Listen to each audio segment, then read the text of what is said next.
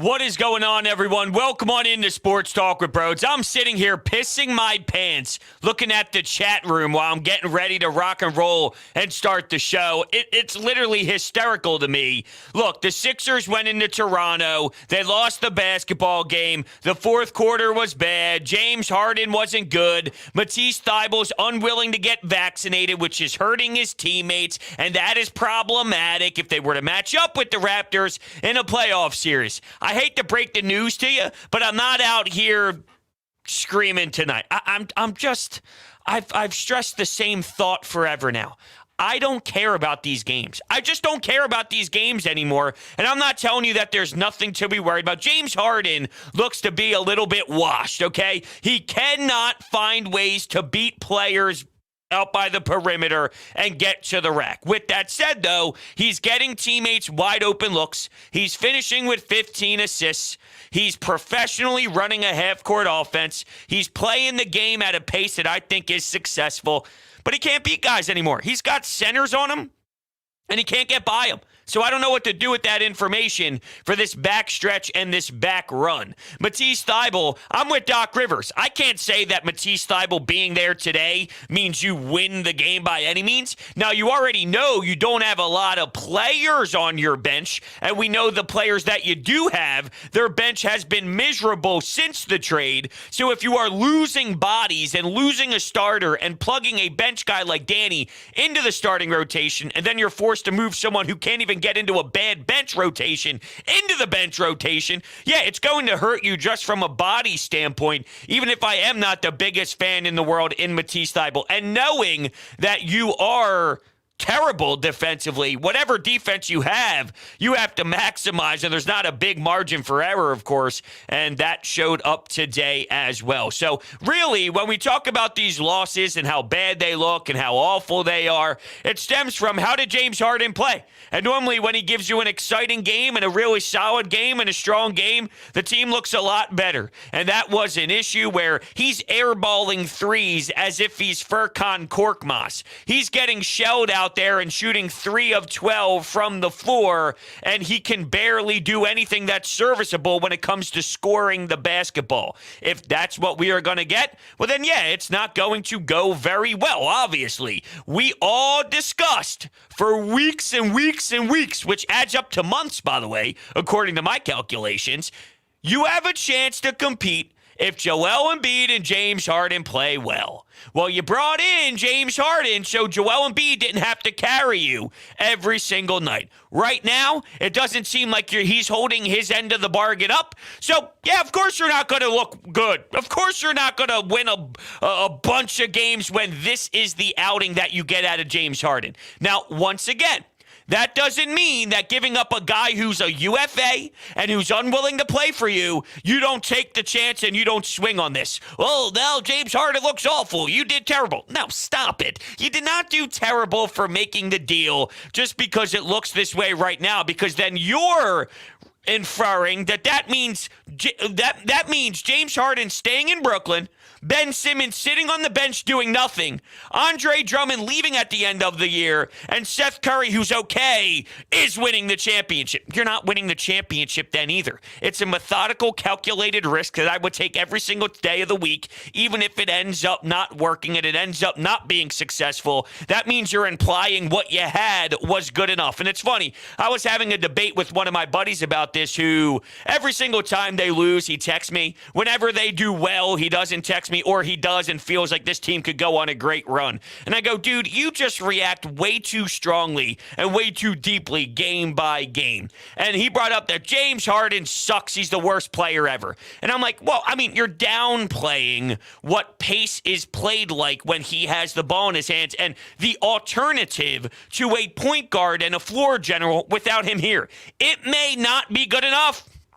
It might not be good enough.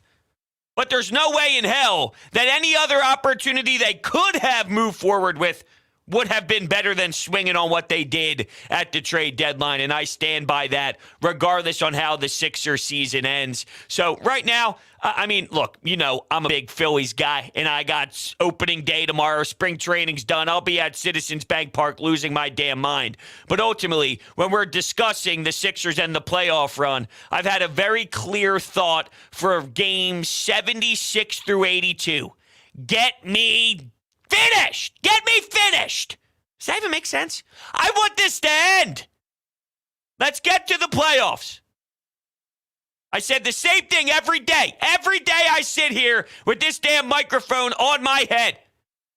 I want it to be done because I can't justify what games like 81 and games 82 and games 80 and games 79.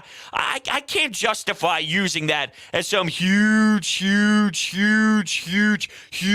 takeaway. Now, with that said, that doesn't mean that this team's going to win a championship. Obviously, I've changed my expectations since figuring out what James Harden is all about, which is he doesn't have the same step.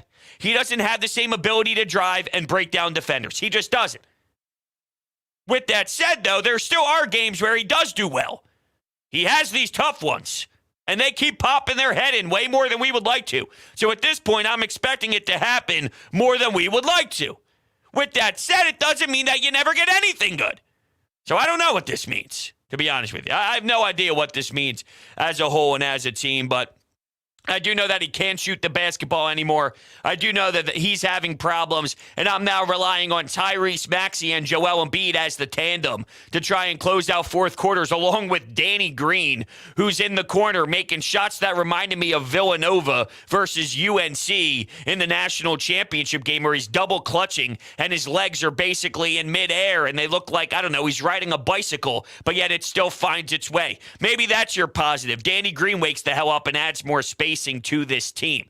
I know the Raptors didn't have their guys and Fred VanVleet and OG, so Pascal and Gary end up exploding and scoring their points. There's a lot of issues tonight, though. Tobias Harris, who knocks down threes early, he pretty much evaporated. James Harden wasn't there. So this team needs everyone prepared and everybody mentally and physically available for them to have a chance. They're not deep enough for one guy to have an off night or two guys to have an off night, and then you're going to be successful and win a bunch of games. It's not a sustainable style of play. It's not something that you could rely on consistently. It may happen here and there, but if Matisse Thybulle is not going to get vaccinated, you're boned in that area. You are.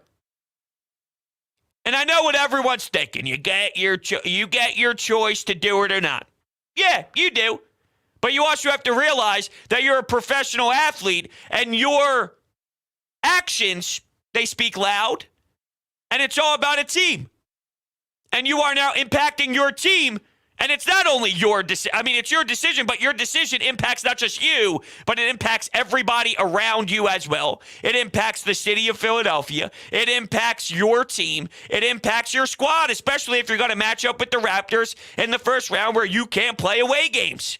So don't act as if I can't bash you and say it's a stupid decision and a selfish decision to not get it, because there's a cause and an effect. So you are entitled to make that decision. I'm entitled to rip you apart and say it's a selfish move because you are hurting everybody else involved. And sports, it's a team situation. This isn't golf. And even in golf, you have your caddy, you work with other people. In tennis, you have your coach. But on the court and on the golf course, yeah, of course, it's mano-a-mano, unless it's doubles. There's obviously circumstances in those respected sports where there is somebody else involved. At the end of the day, though, it's about sacrifice and making decisions as a unit, and Matisse Thybulle doesn't feel it's necessary to do so. Okay, well, that can come back and burn you, because as I just alluded to, this team isn't good enough to be missing more parts than they already are as roster construction-wise for their limited play on what they do have, to have this now, it's only going to hurt you even more. Raptors in four. Okay, Denver would never lose this game. Okay, I got you. That's what I have. Paul Reed played today. Had some tough moments. Had some okay moments. That's what I got for you. Pascal dominated. Embiid 30 and 10, tough fourth quarter. Niang made a couple threes. Defensively, you could see that the Toronto Raptors could take advantage of certain matchups. Maxey's a brutal defender. George Niang has his struggles. This team can't defend. I don't think Matisse Thybulle changes the outcome of this game by any sense, any stretch of the imagination. He can't make shots or make layups. But knowing that you're so desperate to get any sort of help on the defensive end, any sort of help you need. At the same time, though, you're losing out on what you can do scoring the ball. Now, in terms of this team coming out to an early lead and then losing it, I can't stand what I see on social media, honestly. The Sixers had a big lead in the first quarter. Did you expect the Raptors to shoot that poorly the rest of the way? No. They were going to eventually fall. They were eventually going to make shots.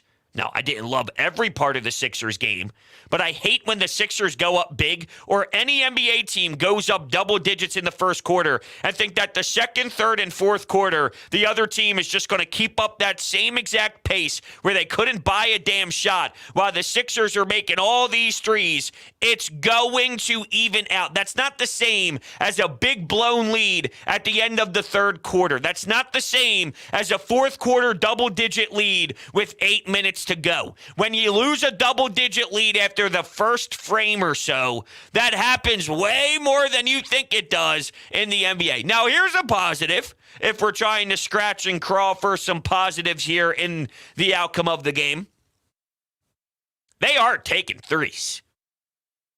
I do feel that their three-point shooting over the last few games have been stronger, have been smoother, have been hunting threes, if you will, if you want to throw a little Brett Brown your way.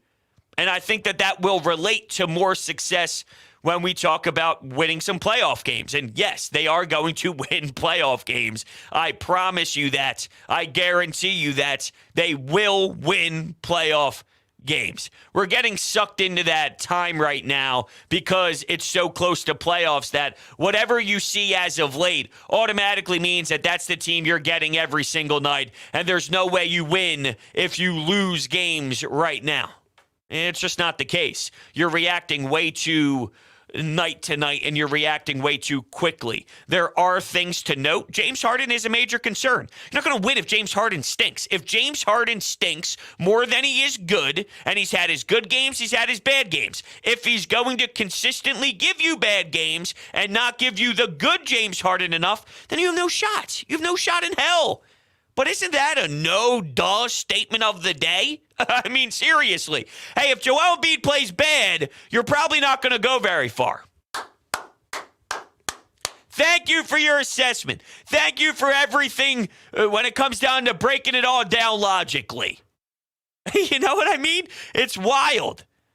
Now, I know what's even getting more fascinating. Man, I'm all over the map today. I know what else is getting fascinating is thinking about the future of James Harden here. And good luck, Daryl Morey, to decide on how you're going to make this whole thing pan out. I don't want to get too sucked down that path, but if you find ways to move Tobias Harris, you bring in a Bradley Beal, and Beal and this version of Harden, which averages 20 and 10, and maybe he's a 10, 11, 12, 13 assist kind of guy, and Bradley Beal and Embiid carry you the rest of the way, and you don't think about the money that you're spending individually at him, and you just think of the tandem and their style of play as a unit, maybe that's something they do, but it's a very tough decision. We are at the point where I acknowledge it's a tough decision on what you're going to do with James Harden. It doesn't mean that it was a poorly calculated risk, even if it ends up being where you don't do it. Knowing their relationship, I would find it hard for Daryl Morey to say, no, thank you, James.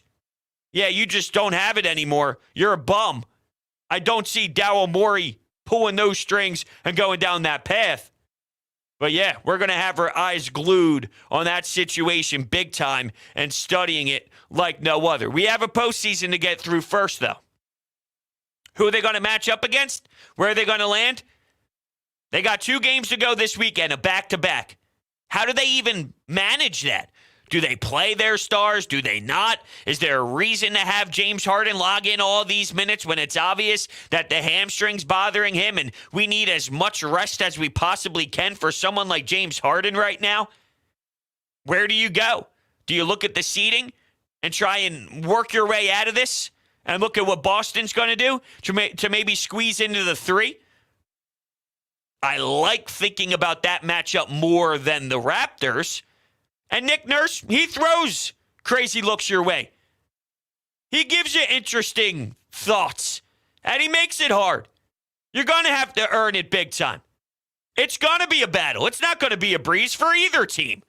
The Raptors, everyone's like, oh, but the Raptors won in the regular season. I don't care. I've seen the Sixers win series in the regular season before, and then it maybe not go the same exact way that you would think in the playoffs, or it didn't go a certain way in the regular season, and then it went a different way in the playoffs. We've seen that throughout all teams in the NBA regular season. It doesn't mean as much as you want it to mean. So that doesn't matter to me. This will be a dogfight. It will be an absolute tough series. It's not impossible to win. And sure, I'd rather be in the 3 than the 4. But how do you manage that with where your stars are and how banged up they are and how much has been put on their bodies over the last 80 games? Because it is damaging. It gets toxic. It gets defeating.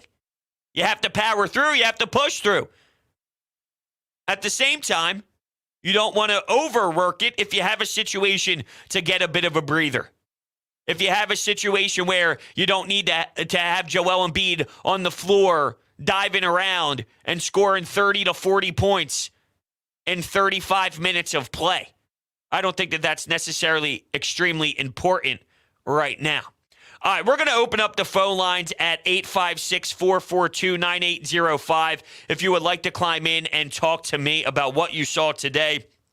Before we do, WinView is the nation's leading sports predictor, allowing you to compete in pregame or live contests against other people, not the house. WinView is fantastic, and the way that it works is it's 1 versus 1. You download the app, which the link is down below in the description at winview.tv/broads, and you click on the contest. Let's say it's Sixers versus Raptors. We'll use tonight as the example. Who will win the game, Sixers or Raptors? Will Joel Embiid outscore Pascal Siakam, yes or no? Will James Harden have more assists than Fred VanVleet? In a hypothetical where Fred VanVleet would play, that would be a question on the table. Will the Raptors out-rebound the Sixers? Yes or no? Will the Sixers make more threes than the Raptors? Yes or no? These are the style of questions that are asked, and if you answer more correctly than your opponent, then you win the big bucks. Some days it might take 7 right questions answered. Some nights it might take 3, just depending on how good or how poorly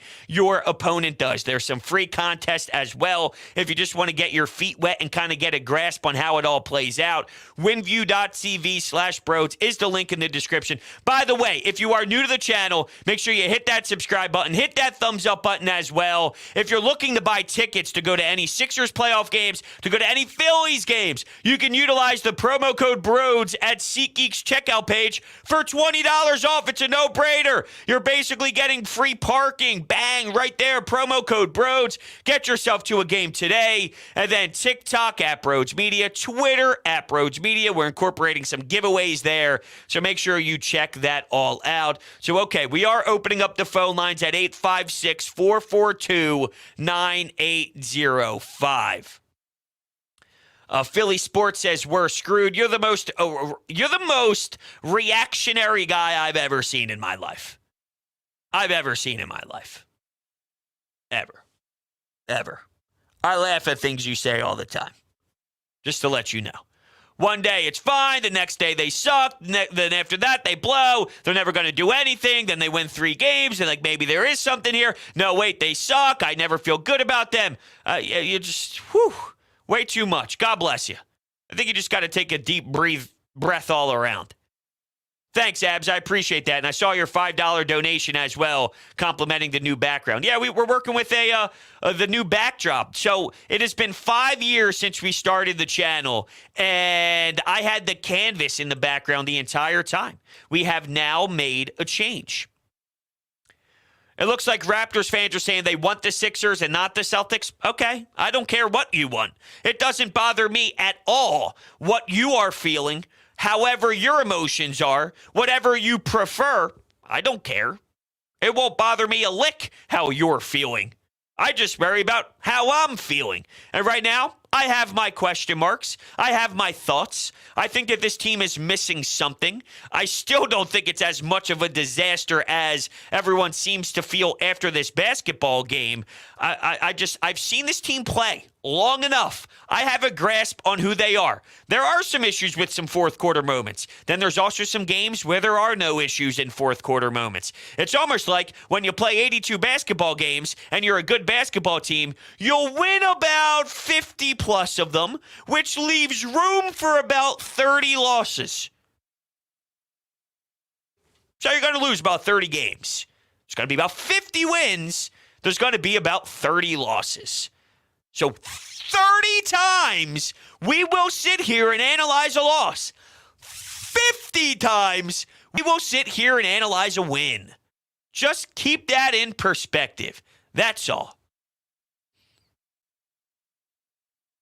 Yeah, you're probably right, Jalen. Nurse will coach circles around Doc, but that's not very hard to do. It doesn't seem like Doc Rivers is looked at as some coach that has all the answers for you. At the same time, though, I don't know what you want him to do at times with this roster. I mentioned it. No DeAndre Jordan. There's never a time where DeAndre Jordan should be playing any minutes on the floor anymore. With that said, here's Paul Reed, who played tonight. Sixers lost. So Paul Reed plays. And I don't know if the plus minus tells the full story. Sometimes there's takeaways from it. Other times it is what it is. He had bad spurts. He had a nice spurt. He recovered from it. At the end of the day, you played DeAndre Jordan, you lose. You played Paul Reed, you lost. I don't think the difference in this team going as far as we want them to is Paul Reed or DeAndre Jordan, even though one of the biggest storylines is what happens when Joel Embiid goes to the bench. Right? It's kind of funny how that works. It's almost as if you really don't have that many answers. And I almost wonder, with how well Tobias Harris is playing and knowing how thin you are on the bench, and it depends on what team you see and who you're matched up against, but is there something to be said about stretching out the floor with 5 guys and Tobias Harris playing small ball center? I don't know if that works. I don't think that gets you anywhere. I don't think that necessarily helps out and puts you in a position to really do some damage. But all I know is when Joel Embiid leaves the floor, you have zero. You have zippo. You suck. You are a terrible basketball team. So you'll probably still be that way with Tobias playing a stretch 5-2. They did that before in years past with Mike Scott instead of going to a Greg Monroe or instead of going to one of those other bums that they had at the time, an Amir Johnson. I'm searching for answers. That's all. And maybe the answer to the question that I'm looking for answers for is they don't have it. It's not there. All right, we'll go to the phones and bring in our first caller. Hello, good evening. You are on Broads Media. Oh, bro, I just wonder if you think, I don't know, just an opinion, if, well, it's a hypothetical anyway, if the Sixers have a better chance to be coached by Nick Nurse. So what's your question? If that...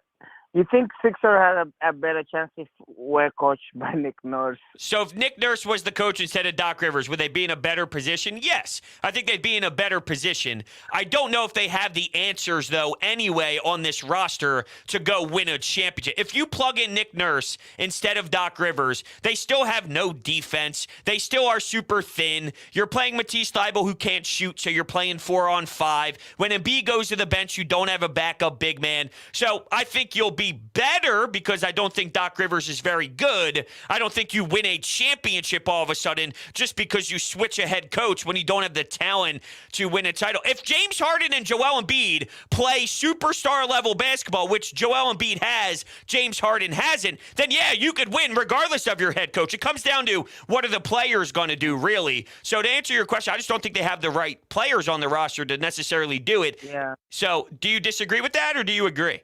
No, I guess I agree. It depends on the roster, the players you have, I guess. Yeah, exactly. And I appreciate that. It's an interesting perspective. And I know that this town despises Doc Rivers at this point, and I think it's very fair to not enjoy his presence. And I don't think he enjoys us. So when he ends up taking shots at the fans and taking shots at the media and acts as if we don't know anything, I think he feels that we are feeling ourselves and we feel entitled. But Doc, we see, we understand, we got it. This is the example I've used. You're giving us a 7, this roster, a 7. You could probably pry an 8 out of there. And that's a big difference when you talk about postseason. You're giving us a 7. I need an 8. There's things Doc Rivers does well. Joel Embiid improving the way that he has improved is him and Sam Cassell. It's the coaching staff. And look, you're not even in that position to give praise to the coaching staff if it's not for Joel Embiid's will, if it's not for Joel Embiid's determination and his makeup to want to explode and be an NBA superstar. So that's where it begins, obviously. But where an NBA coach does have impact is keeping everyone together when Ben Simmons wants to cry and lie to the world. That was very important. You know, the little things of Sam Cassell and the experience in the league and just having him take that next step as a professional. I think Doc Rivers and Sam Cassell had an impact on that. Same with Tyrese Maxey. I think they have an impact on that, which is extremely valuable. At the same time, though, 7, I'm getting a 7. I feel that you can get an 8 out of this roster, and I don't know if Doc Rivers is doing that, and that's a monster change in what you do compete-wise in a 7-game playoff series. Philly Sports is now saying that Glenn is a player's coach. Well, welcome to sports. Name someone who isn't a player's coach. You don't think Nick Nurse is a player's coach? You don't think Eric Spoelstra is a player's coach? All these guys are playoff coaches, or is a player's coach. Anyone ever? You don't think Nick Sirianni is a player's coach? Doug Peterson is a player's coach? Sean McVay is a player's coach? Jim Harbaugh is a player's coach? Even Popovich, he gives you this persona, and he gives you this attitude and edge, and this goofiness to the media, and this toughness. He's still a player's coach. They're all players' coaches. You don't have success in this league. You know who's not a player's coach? Joe Judge. See ya. Bill Belichick works out, but he's a rare breed. Tom Thibodeau isn't. Okay, how's Tom Thibodeau doing? Right? Not that the Knicks have talent. The Knicks don't have talent, but it wears off quickly. Last year, nobody had an issue in New York with Tom Thibodeau. Now, Julius Randle actually played well. The team played better. The players executed better, which is a major part of it. Instead, now, Julius Randle's bitching and doesn't feel that he connects with the fan base whatsoever. But it's crazy how quickly Tom Thibodeau runs out of time due to the way that he attacks his. That's not true. You're saying Bud isn't is false. Yes, he is. Hey, absolutely. So is Michael Malone. Yes, he is. You just saying he isn't doesn't make that true. These guys are all true. You saying Nick Nurse isn't is embarrassing. What are you saying? Nick Nurse is absolutely a player's coach. In what universe is he not? Come on, man. The Sixers don't have a chance, in my opinion. Well, I mean, you could say in your opinion. That doesn't mean it's true. If it goes 6-7 games and it's a battle, that means they had a chance. They might not win the series, which would be a colossal disappointment if they meet in the first round. But you saying they don't have a chance is just not true, but okay. Hey, bros, quick question. Do you think Elton Brand would have been a good head coach? No. No, I don't think Elton Brand would have been a good head coach. Thank you for the $5 donation, Abs. All right, what are we at here? The chat's going crazy. You guys lost to the Hawks. Yes, we lost to the Hawks in 7 games when Ben Simmons totally shut down his body. That is exactly what happened. That is correct. Yes, I did mention that they did not have OG and Fred. Yes, I did. I've mentioned that a couple different times, actually. You just might have not have been here. Let's go to Andre in Vancouver. Hello, Andre. Bro, what's going on, man? Tough night. Question. Okay, once again, lost the rebounding battle. Do you think that's coaching? Do you think that's talent? Do you think that's effort? Like, I don't know. It's weird. It's like we're like, you guys are a bigger team than Toronto, right? So like, why is it giving up so many offensive rebounds? The Sixers aren't very athletic. I think that's fair to say. I mean, I feel James Harden could even clean up on the glass a little bit better than he did tonight as well. In terms of what is causing the problem, I think it's honestly a variation of all of it. I think that it's a lack of effort. It's a lack of will. It's a lack of sometimes just your personnel out there that's causing some issues. Like, we have guys who can't defend. So when you can't defend, you got to constantly try and bring help and try and, other way. Like, if Maxey's getting toast, now people have to slide over, and then a shot happens, and it kind of ruins things out there, and then there's the long rebound, and now someone else is getting it. And, I think schematically maybe they could focus on it in different ways as well. So it's probably a combination of all of it, which is a lack of talent, a lack of will, a lack of effort, and then coaching on top of it. And that's when you get this, which is what we see consistently. Yeah, you're right, man. And like, looking at the game, I mean, I had a crazy thought. I was just like, is Pascal Siakam the best perimeter player in the series? Like, the numbers that he put up tonight, that's ridiculous. Yeah, he had a big game. I don't know if that's thanks, Andre. I don't know if that's something that he's just going to do every single night. He's done that before, and he scored points before. If you go to his stats, though, he's been scoring well as of late. 37 tonight, 31 against the Hawks, 40 against the Celtics, but he had 12 against Minnesota. He had 16 against the Magic, where he shot 7 of 18. Not that he's not allowed to have a bad night by any means, but I'm just saying, if you play a 7-game series and you think about it, he'll probably have a big game where he gives you 37. He'll probably have a game where he gives you 16. Can the Raptors pull it off if Siakam's scoring 16 instead of 37? And I'm just going to look through some of his other game logs just to look at some other nights in there as well. So he scored 17 a few games back against the Lakers. He had 22. Like, these are numbers that are fine. 22, 25, 20, 24, 28, 18. I don't know if you're going to get a 37 burger out of Pascal Siakam every single time the ball tips off between these two. Let's go to Jimmy on the phone lines. What's up, Jimmy? Yo, what's up, Rhodes? Hey, what's up, man? On based on pure roster construction, this team really shouldn't be any problems with us. We really shouldn't have any problems with this team in terms of playoff series. We really shouldn't. But I mean, I don't know. I just don't feel that confident going into this. Okay, I do feel confident that we can beat them, at least like 55-60% confident. I do think that if we were to play them in the playoff series, we will probably beat them. Unlike what the chat's all saying right now, Raptors in 4. Stop it, all right? Everyone stop it right now.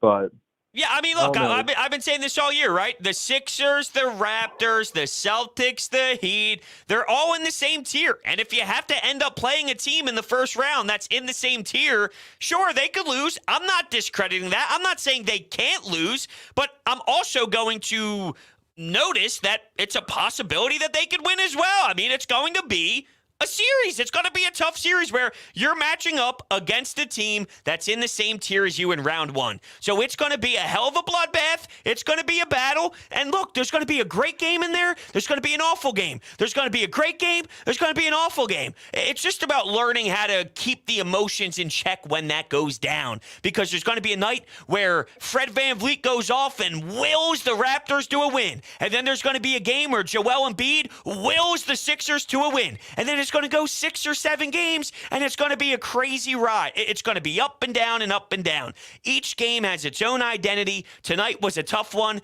I could see the Sixers playing them again and then having a good one. I mean, that's just the nature of sports. Yeah, dude. Yeah, it is the nature of sports. Like, sometimes it's your night, sometimes it's not. And I just want to sign off saying that, always love your show, always love calling in, always love, and stuff like that. And you remember a few weeks ago, I said that I got a job with the Phillies.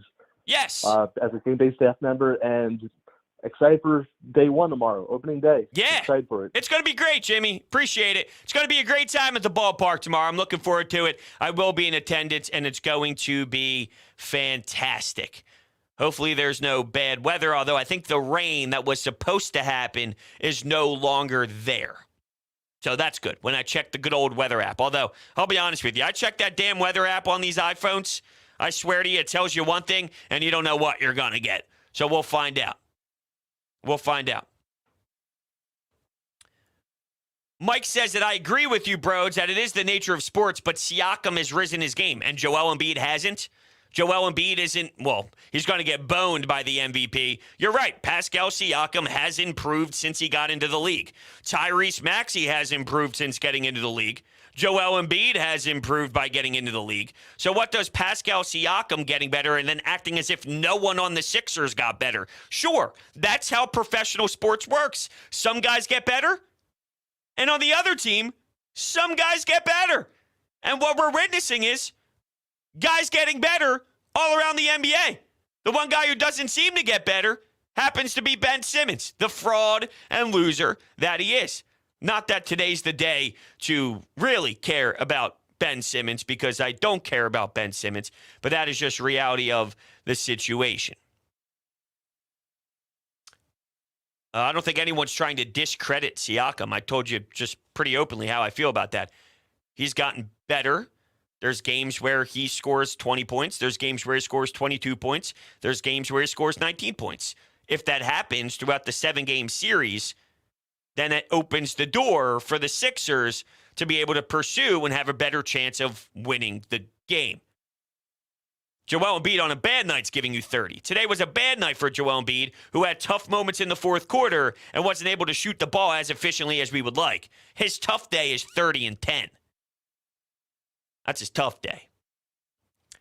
Golden State gives $2 and says 76ers fail because they take too many threes. I disagree. I feel the only reason why they're actually having some sort of generated things that I like as of late is because how many threes they're taking. Keep firing those bastards. Keep letting that happen. Keep shooting. Let that spacing kind of keep creating. The reason why they're having these outbursts and getting to these points that they do is because George Niang's letting it fly. He doesn't care if he misses a few. He's still stroking it. Tyrese Maxey, dude, this kid is so damn legit. That spinorama he had around the free throw line was excellent. The step back three, the side step threes, when he pulls up in transition, I love it. The fast pace, super speed, pulls up within rhythm, knocks it down. I love when he's taking those shots. It's ridiculously good. I like when he does that. Danny Green was awesome. It's a lot different when Matisse Thybulle's out there, because he can't really shoot very well. He still takes some, and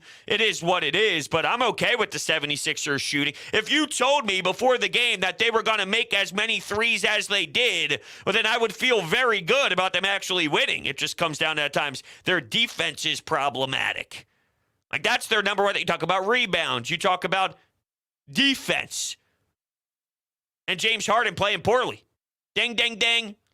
Did anyone watch this game today? You know why they lost? Their threes. That's why they lost. No, I think they lost because James Harden sucked shooting the basketball. That's why I think they lost. And it's crazy. It's almost like when your point guard plays well, your team plays better. When your point guard plays bad, your team struggles in key areas. It's a wild, wild concept.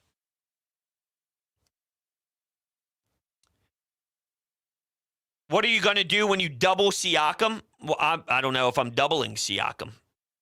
You're acting like Siakam is Michael Jordan.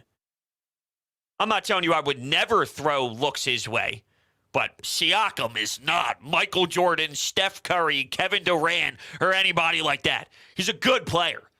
He's a good player. You might throw him looks. I'll dare him to earn it first. I mean, you're acting like the guy's not capable of having a tougher night at the office. He absolutely is.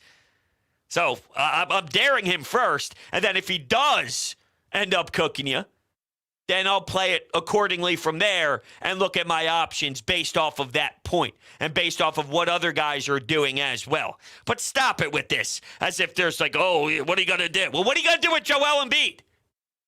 The guy who just gave you a bad night of 30 and 10. And I keep saying bad. I'm using air quotes there, as if that's a softer night at the office.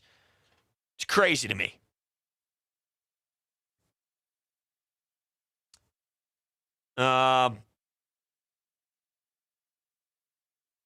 Yeah, that's where I'm at. That's where I'm at.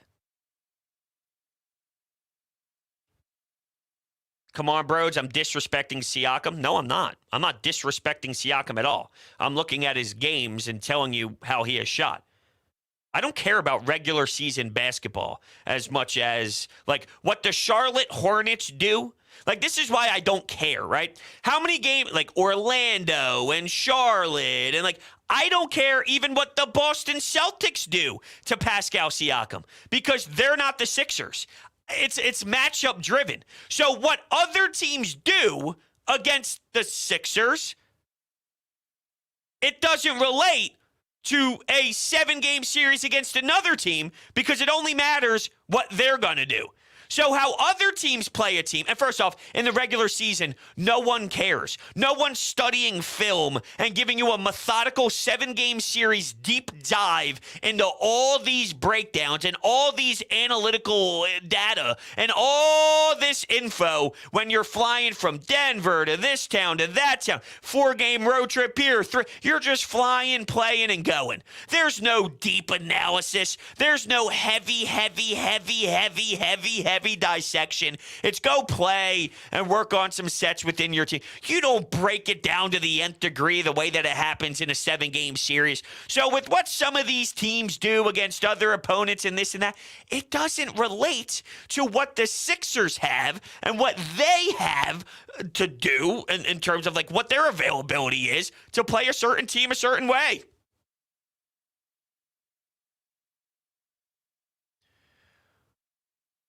Broads, I missed the beginning of the stream, but if you could quickly give your opinion on Thybulle. Yeah, I think Thybulle's being selfish as hell. This is a team game, and you have to sometimes sacrifice for others.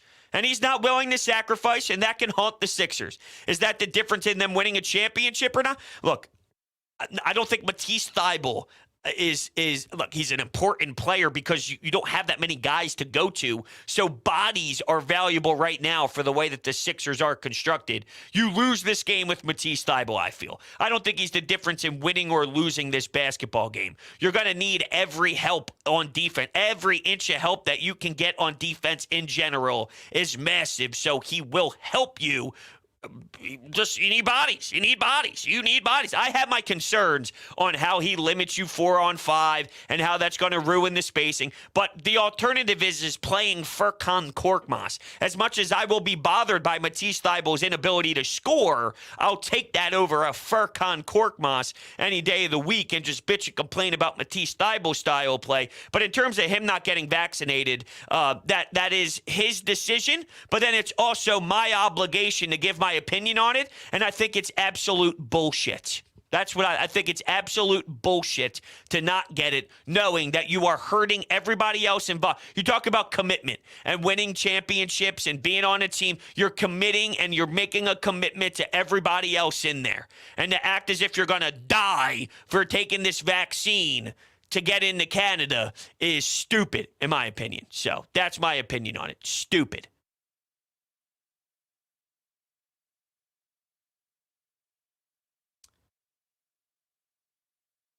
Let's see. Harden blowing out strippers' backs as we speak. Maybe. I wouldn't blame him. If that's what he elects to do, then have at it. Yes, I do realize that Embiid has off games against the Raptors. Absolutely. Absolutely. No doubt about it. That's why I referenced it earlier. The Sixers will have good games. They'll have bad games. The Raptors will have good games. They'll have bad games. That's what happens in a 7-game series, and I'm prepared for that. That's why I said that. That's how I laid it out there. Embiid will have a rough night. He'll have a great night. Pascal Siakam will have a great night. He'll have a bad night. And maybe his great night happens the same night Embiid has a great night, and Embiid overpowers and wins. Or vice versa. Who knows? Who knows? Who knows how it all plays out? But I'll be honest with you, I can't stand all these Raptors fans and these dopes today. So I'm just going to call it quits from here. I don't feel like having my brain read any of the trash anymore that's being said in the chat. So I want to thank everybody so much for hanging out with me tonight. That deserves the thank you and deserves the appreciation. I greatly appreciate all of your support. We got the Phils tomorrow, and that's where my brain's at, baby. I can't wait for some Phillies baseball. Thank you guys so much for hanging out with me today, and I will see you guys next time.